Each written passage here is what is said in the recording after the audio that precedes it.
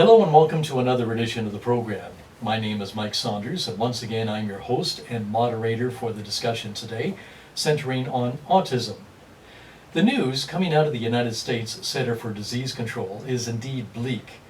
1 in every 68 children are born with an Autism Spectrum Disorder, or ASD, with experts saying the numbers are similar in Canada. This rate is about 60% higher than the estimate for 2006, and that's not that long ago when you stop and think about it. We're seeing approximately 515,000 Canadians living with ASD, not to mention the many family members and caregivers whose lives are impacted by autism. Researchers, parents, and teachers are working on strategies to deal with a universal challenge for people living with ASD, relating effectively to others. Joining us to hopefully shed some light on how children and young adults with ASD can recognize and develop social skills are 3 Brock University ASD experts. Our guests on the program: Rebecca Ward, Assistant Professor and Clinical Coordinator of the Center of Applied Disability Studies; Maureen Connolly, a Professor in the Department of Kinesiology at Brock; and Kimberly Maich, an Assistant Professor in the Department of Teacher Education. So we're going to first welcome all 3 of you. We'll lead off with a question and we'll go around the table, and then we'll get into the discussion and as it unfolds. First of all, to Kimberly, what do we mean when we refer to autism? Well, I would defer, of course, in any diagnosis to my clinical colleagues, but in terms of what you might see in a classroom or in a family home, you're going to see primarily a child who struggles with social communication skills and shows some repetitive or restrictive behaviors. So you might see a child who's very, very, very, very interested in one thing to the exclusion of all others. That's just one example, but I'm thinking of a child we used to foster who liked 1 or 2 things so much, Transformers being one, that you could never buy him a present or kind of share that joy of something new because he only wanted what he already had. And students, in terms of communication, vary all the way from students who can't communicate verbally to ones who are very, very good verbal communicators, to the point where maybe they'll continue talking to their peer about a topic and not realize that their peer is not interested in hearing about it anymore. So that's where the social piece and that communication comes in. Okay, Rebecca, now to you. What do we know about the causes of autism? Well, there's a lot of different theories about the causes of autism, and we know that there's probably a very good link to the genetics of autism, and that autism does tend to run in families for a proportion of families. And there are a lot of theories about biological and environmental conditions that might cause autism. There's theories, for example, about child immunization, and we know that, from the research that's been done, epidemiological research, that there hasn't been a link proven between vaccines and the incidence of autism. But this talk today, we probably don't have time to get into all the different causes, but there certainly are many different theories about it. Finally, to Maureen, what are some of the physical manifestations of autism? Well, I'm not sure that I would characterize it as physical manifestations of autism per se, but in the work that I've been doing, I've noticed some sort of habits of body in a lot of the kids and young adults and teens that I've been tracking over the past 15 or so years. So I'm not quite sure that autism manifests physically, but there are some presentations in the body that seem to accompany kids who have a diagnosis of autism. So, for example, some kids with autism are toe walkers. So they their heels are high off the floor and all of their weight is taken on the toes. That's a physical habit or a physical type of gait that's common among kids with autism that you don't necessarily see in other disabilities. The research that I've done shows that groups that I've been tracking, they tend not to cross the midline. So that's the line that goes down the middle of the body, separating the body into a right side and a left side. So they tend to keep the right arm and leg on the right side of the body and the left arm and leg on the left side of the body, and they don't tend to cross over. Also, some postural issues around more hunching, sort of hunched postures or closed postures. But again, I'm not sure that this is sort of inherent in autism, but more in terms of the fact that they're probably not as active as they could be, and they're probably not engaging in play with same age peers, which would sort of allow them to develop different sorts of postural muscle tone and just different postural manifestations generally. Research has shown people living with ASD, no matter their level of intellect, have challenges in the realm of social interactions. So what kind of challenges are we talking about here? So Mike, we're talking about a really wide range of challenges associated with understanding social relationships, and for really young people it's, you know, beginnings of relating in terms of being able to give eye contact when children are very young, and it could be one of the earliest signs of autism, is the inability to give eye contact. And that then sets children up for all kinds of other kinds of learning, social learning challenges. You know, being able to participate in social interactions with peers is challenging, often because of what appears to be overloaded sensory systems. You know, being able to look at people in the eye, being able to be around noisy children may be challenging. And so a lot of children are losing a lot of opportunities for social interaction when they're young. And so their opportunity to learn from other peers and from family members is more limited. And so what you end up with are children that have, you know, very limited social abilities, inabilities to read someone's face because they're perhaps not able to look people in the face, look people in the eye.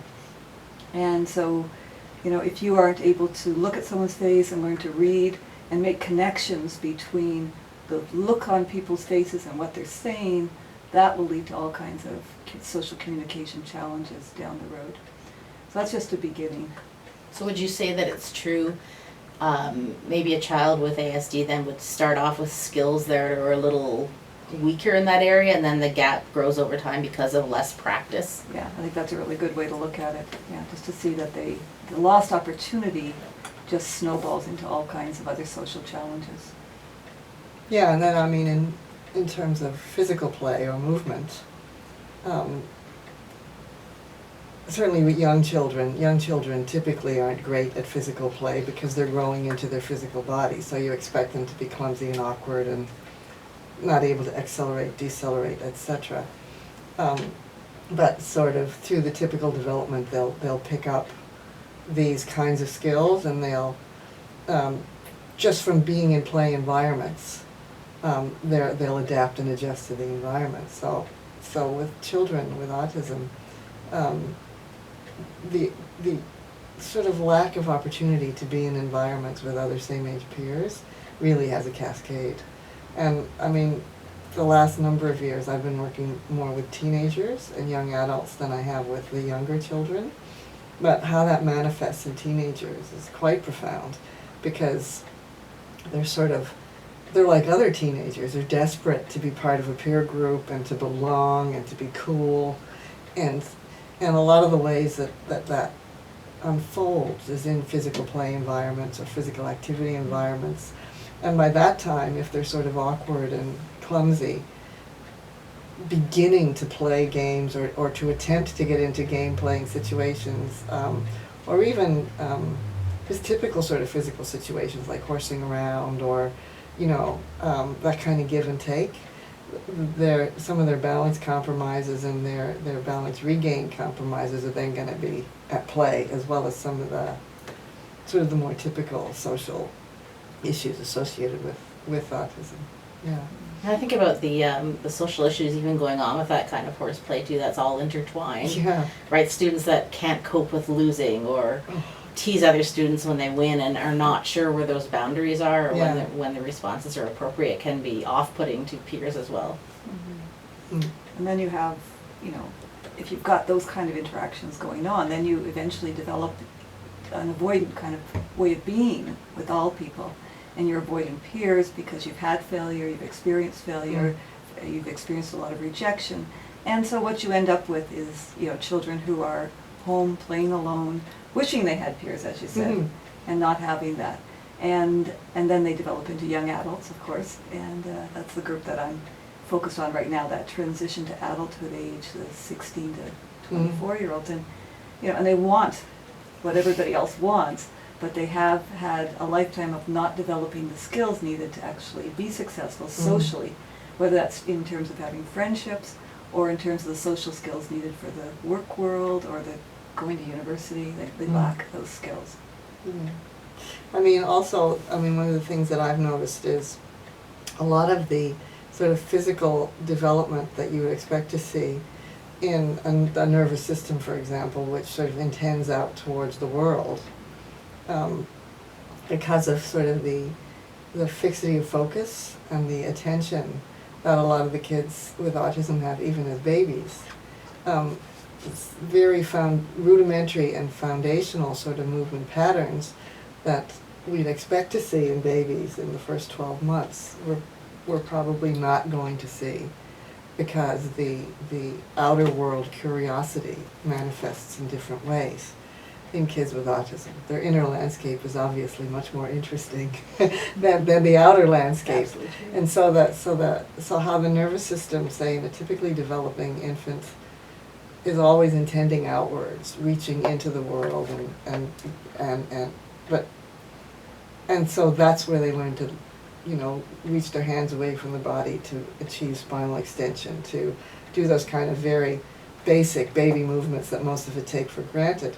But then if those aren't necessarily in place, or even if they're in place but they're not repeated like the thousands and thousands of times that babies do just on their own with no one engaging with them at all, if that sort of external interest isn't there even at that young age, I'm seeing all of that manifesting in teens later in terms of the posture and spinal extension and gait and so on and so forth. Yeah. I was actually reading an article a little while ago about Leo Kanner's first autism child, and he's in his 70s now, I think. And one of the descriptions they used of his gait was that he walks like a capital A. And I thought that was a really interesting description. I thought, that's what it is. That's what I've been seeing. I kind of couldn't put a label on, but yeah, that little bit of side-to-side awkward gait, yeah, without the contralaterality, because so much of that depends on spinal extension, and leading with the hands and then pulling the body behind it, which most babies do at like 6-7 months. But it's generated by this interest, right, in a world other than what's fascinating right now in the moment. So and the manifestations in adulthood are profound, because you're walking around in this body that has had to compensate for the muscular development that isn't going to happen without sort of typical body movement. Yes? Yeah. So there must be a fair amount of muscle tension pain as well, but I'm translating it as such because it's normalized. It's how they are in their bodies. Yes. Yeah. So, yeah. And if you look at that, how that interacts with the cognitive differences that are seen in autism. For example, if you have a neurological system that doesn't allow you to shift your attention very easily, which is one of the common characteristics for a lot of kids with autism, being able to shift from topics of interest to less preferred topics creates all kinds of social barriers, because other children are very quick at doing that. It certainly creates relationship challenges in families, not responding when you're supposed to respond, and not being able to get away from the television or move attention. We see that in typical development, but it's much more exacerbated in children with autism. And that's going to have an impact on other children's perceptions of the child with autism, and whether they want to be with that child or play with that child. And that would probably relate also to the physical differences, just their likelihood to be selected as a friend or accepted. I think that's why we need to spend so much time when our students are in school focusing on that social development, because it's our peers who teach us what's cool and what's right. Another adult can't do that in the same way. And once we are out of school, then we lose that natural community environment that we have, and then our adults with autism can become a lot more isolated, and then it's really, really hard to be teaching those skills. I'm thinking too that with sort of this very attentive focus, there often accompanies it this sort of what many would consider to be an unnatural stillness that can be unsettling if you're not sure what it is, and then a very sudden move out of that stillness into another still position, depending on sort of what's taking the person's attention. And then, of course, because there are some gestural repertoires that are either soothing or helpful or communicative or expressive, they're functionally working for the person who's using them, but they may seem very off-putting for someone who's observing them. Yeah. And Yeah, so, like hand flapping. yeah, like, or whatever, or rocking, so it could very well be serving it. Well, I happen to think it does serve an expressive and communicative function, but if it's not understood as such by a same-age peer or someone else, then that further complicates sort of the whole social interaction. Mm-hmm.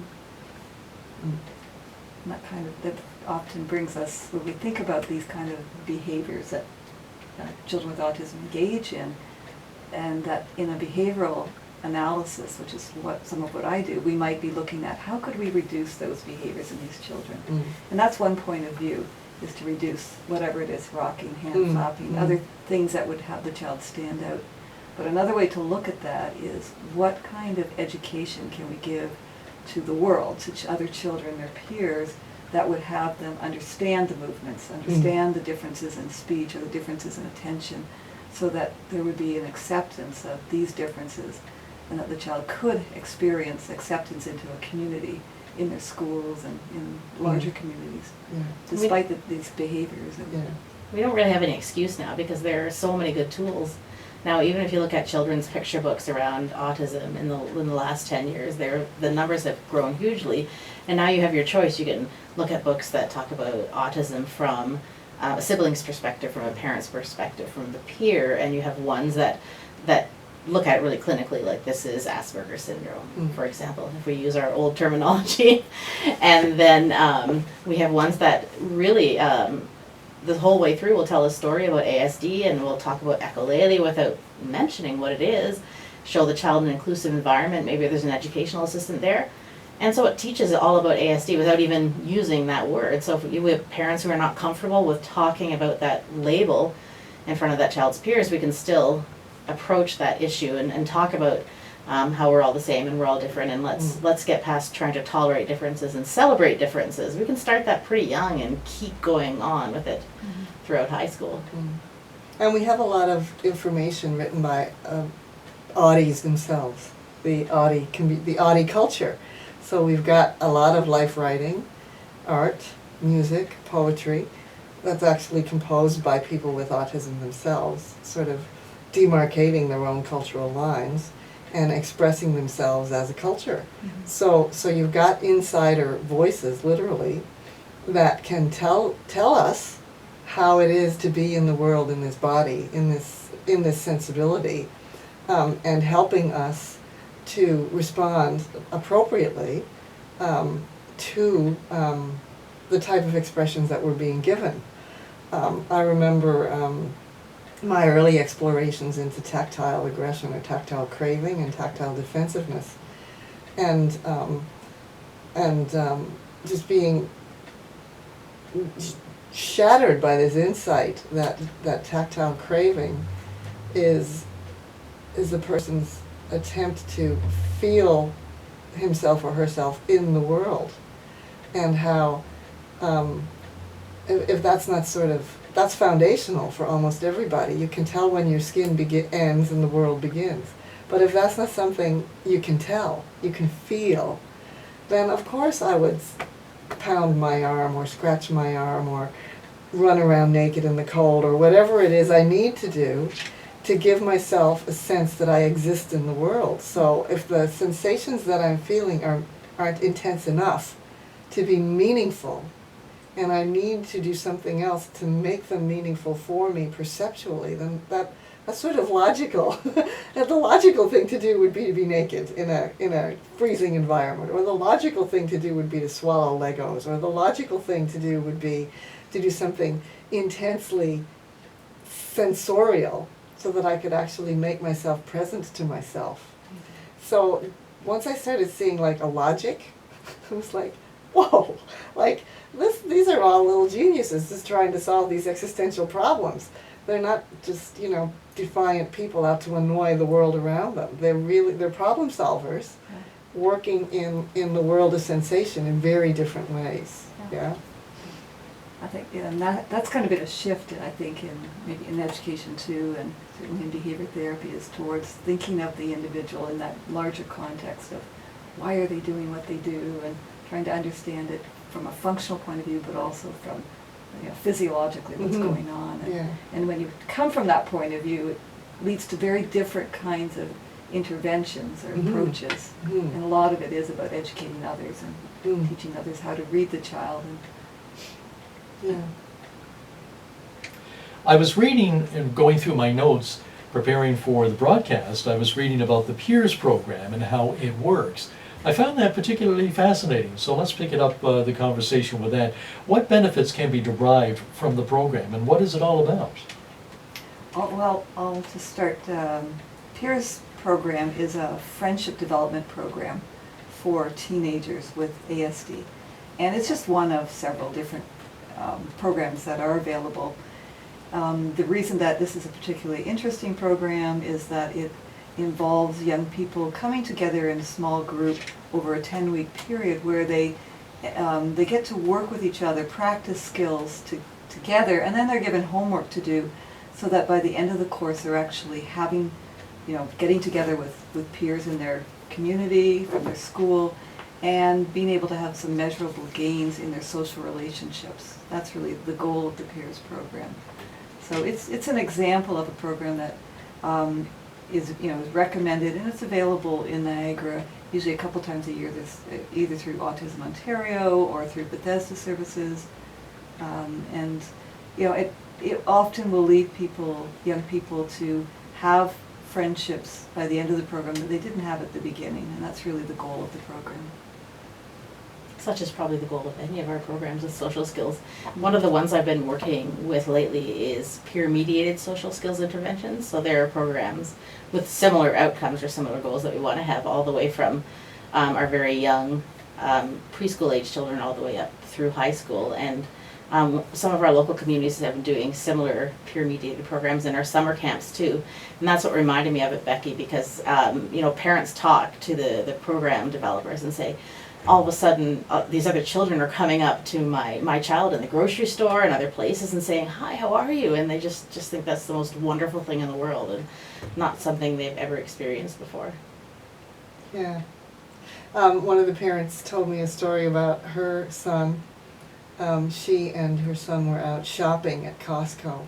And this young fellow, he's a teenager now, but he's been coming to my movement program since he was a little boy, so over 10 years.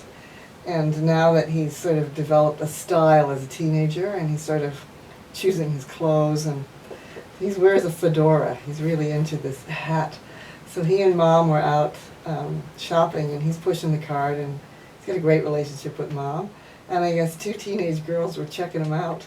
And Mom was just delighted because she's not used to having this young guy checked out by the girls. She's used to having the girls like run like hell in the other direction. So this is a nice moment, So he's clearly, I remember this little guy when he first started coming. He ran away from everything, just a runner. And he's sort of really relaxing into his body as a teenager after some very rough adolescent time, and now I can see his posture and his gait actually softening. His arms are moving away from his torso. His shoulders are more relaxed. He actually has kind of a smooth walk. And so of course the girls are going to check him out because he's tall and slender and handsome, you know what I mean? So it's And the fedora. Oh, and the fedora. I mean, you can't do anything without a hat, right? So it's very nice to see it. But the past year especially, I've seen his movement profile shift from only sudden movement with his arms very close to his torso to a softening of that suddenness and tension. So I'm delighted to see it, and he's clearly more relaxed in public and more at ease in his own body. So it's wonderful. It's wonderful to see those kind of things unfolding, you know, through the programs that we're offering. And for some individuals, it may happen naturally because of the motor activities you're doing Absolutely, in your yes. program. Yeah. And for other individuals, in a program, they may need to explicitly be taught the skills, you know, Mhm. like modeling, using Yes. video modeling, showing them what they look like in Mm. interactions, being able to talk about appropriateness of what they Yeah. say and how they say it and what they do in their actions. And it's that kind of practice that's really critical, Mhm. whether it's, you know, whether it's explicitly being taught or they're just watching peers in a more natural setting, which is Mhm. what your point, Kim, was. Yeah. Being able to be in the environment with peers who are typical, and being able to see how other kids are interacting. I'm working with a agency called Brick by Brick Therapy and Wellness, and they're doing work one-on-one with kids and teenagers, and going into the community and having young people, like in a mall, watching what are other teenagers doing, watching their interactions with each other, getting to, you know, get comfortable and aware of what's going on, that things that they have missed in their own development that they haven't seen. So, Now, Kimberly, is your peer-mediated program, now is this typically developing, say, teens, engaging with kids with autism who are teenagers? It's done in inclusive environments, yeah. so you have a combination of different needs. Yeah, because we tried this summer with a number of same-age teens coming in to help in the physical programs, and it was wonderful because they're actually getting same-age feedback instead of getting everything from an adult, you know, who's sort of like this ambassador with the real world. This is a little weird for most teens. They don't want their adult hanging around, you know, so a same age is really, really good. I was thinking about your point about the modeling, Becky, with one of the girls that we were working with. She's been coming a long time too. And she lifts her shoulders up because she's got some auditory sensitivities. So her shoulders go up to kind of scrunch her ears. And we were teaching her striking, so how to hit something off a tee, a racket, a ball, whatever. And she was not having great success until we just said, you know, shoulders down, nice shoulders down, nice shoulders. So anyway, she got the shoulders down and she just belted this thing. And she got this immediate feedback of success, like, 'cause she just whacked this thing so hard it bounced off the wall and came back at her. And she was like, oh, this sort of robust physical success. So now we just say, nice shoulders, and she's in there just ready to whack the thing. But it's just her making the connection between where her shoulders are and how it can, just a simple thing like that. So, and that's just the only cue she needs, nice shoulders. And done, she's good, you know. Very simple stuff that can make a huge difference in her own feeling about herself as a physical person. You even look way back to the basics of language development. That's why we teach, one of the first things we teach is how do you ask for something so you can get that thing. Yeah. Like food, whatever it is, because you get that immediate reinforcement. Oh, that worked really well. I like that. Thanks a lot. I'm going to try it again now. Yeah. Yeah. that makes me think about the work of Michelle Garcia-Winner, who is looking at social thinking and the foundation that she's teaching people, whether she's working with children or teenagers or adults, is making sure they have the foundation that your behavior, what you say and do, impacts on other people. And, you know, and that if you actually want people to, you know, be in your world, you know, help you get what you want in life, that you actually need to learn to listen and watch and understand other people. And so that there becomes a reciprocal kind of relationship. And that's a very foundational thing that is available in most social skills programs, is teaching something about thinking about other people so they'll think about you. Mm.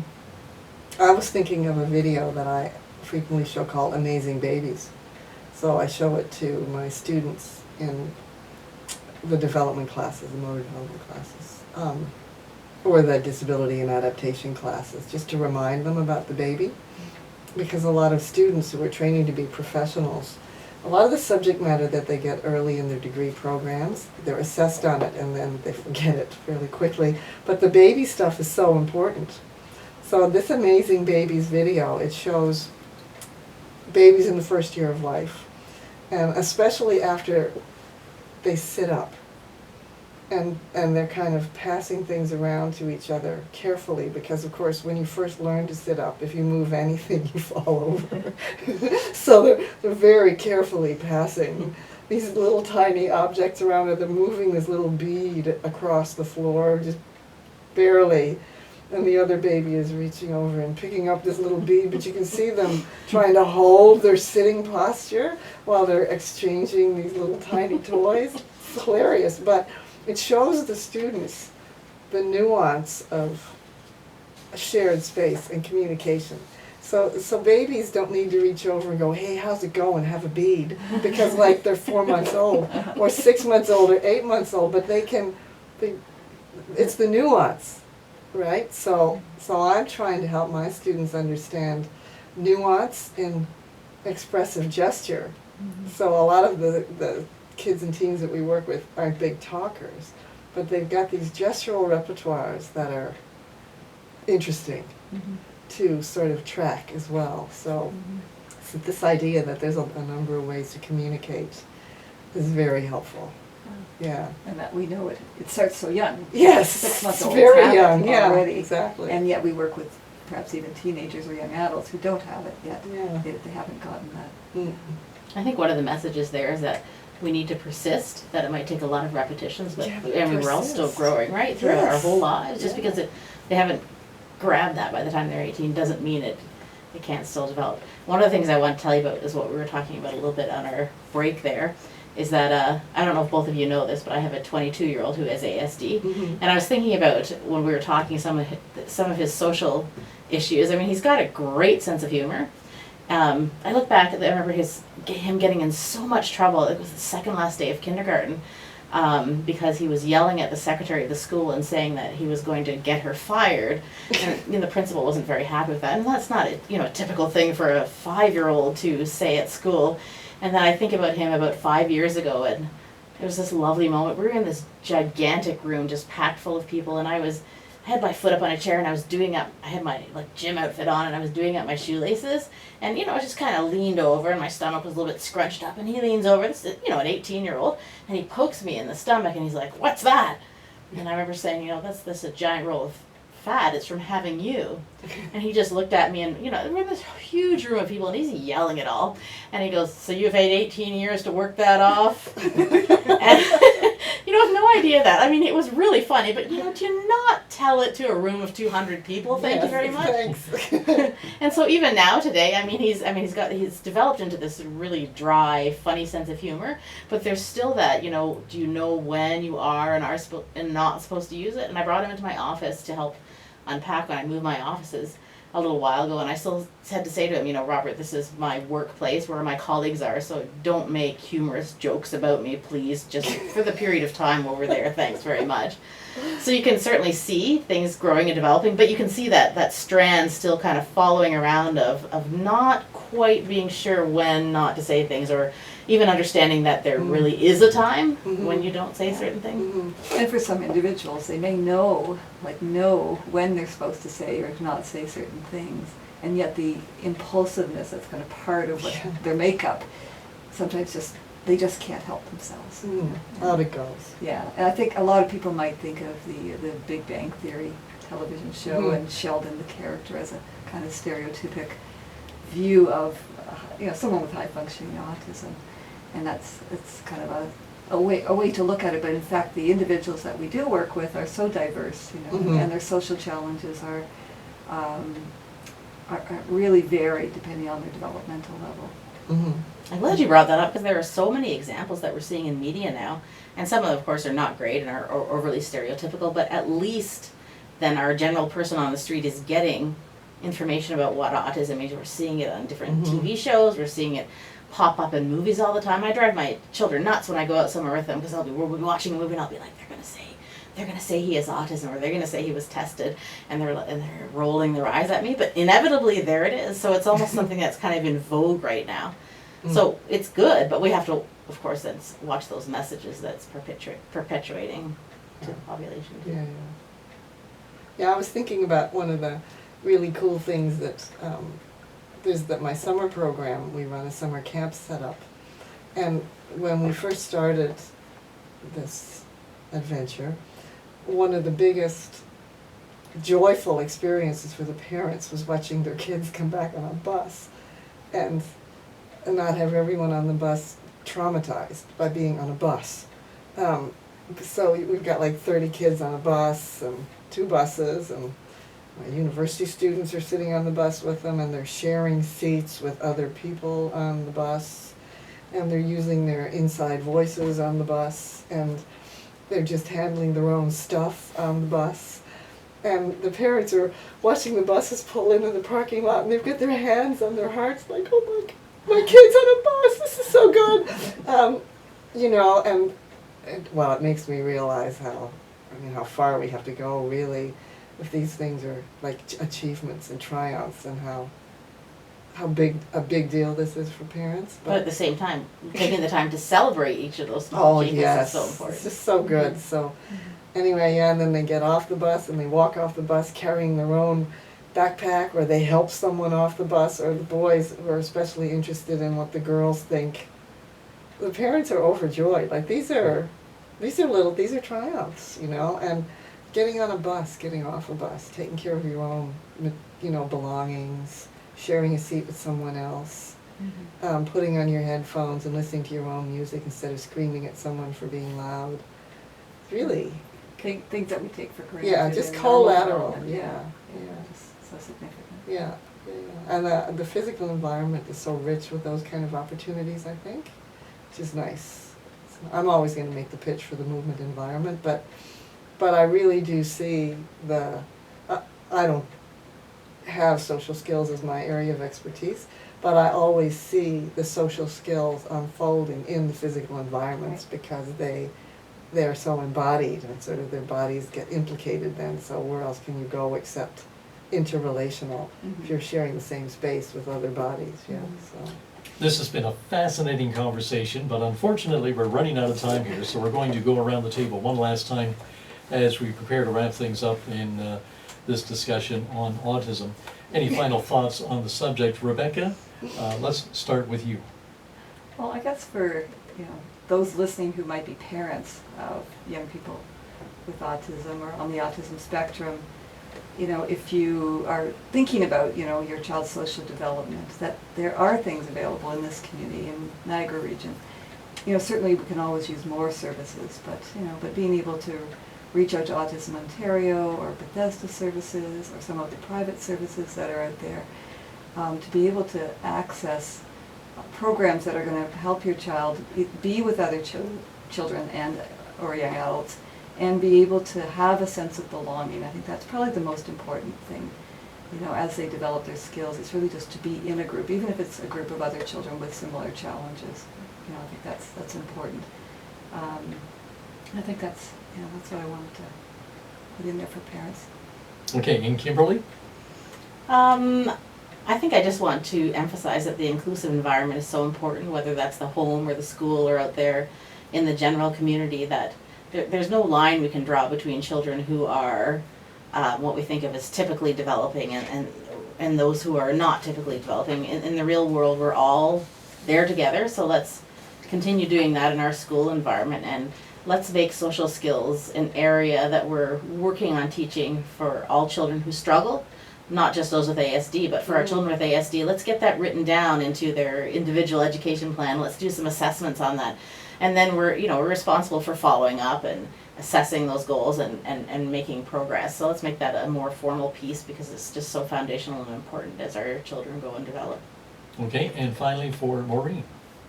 I guess I would say, I would agree with my 2 colleagues, but if I was going to say anything that I think would be important for parents or teachers or SIBs or friends or people with autism themselves to hear, is that we are, all of us, embodied consciousness. We're in this world as a consciousness in a body, and our embodiment locates us in the world. And that unites us as sensorial creatures, and it also gives us our infinite diversity. And so recognizing our unique embodiments and celebrating them and appreciating the diversity of expression and communication for what it is I think that's probably the message I would leave, is that if the body is a purposeful, functional, expressive medium of being in the world, and the more that we can appreciate what it brings and value it, I think that'll help us go a long way to appreciating our kids and teens in many ways. That concludes our discussion on autism. Our guests on the program, Rebecca Ward, Assistant Professor and Clinical Coordinator of the Center of Applied Disability Studies, Maureen Connolly, a Professor in the Department of Kinesiology at Brock, and Kimberly Maich, an Assistant Professor in the Department of Teacher Education. Thank you all for coming in, and a stimulating conversation it was.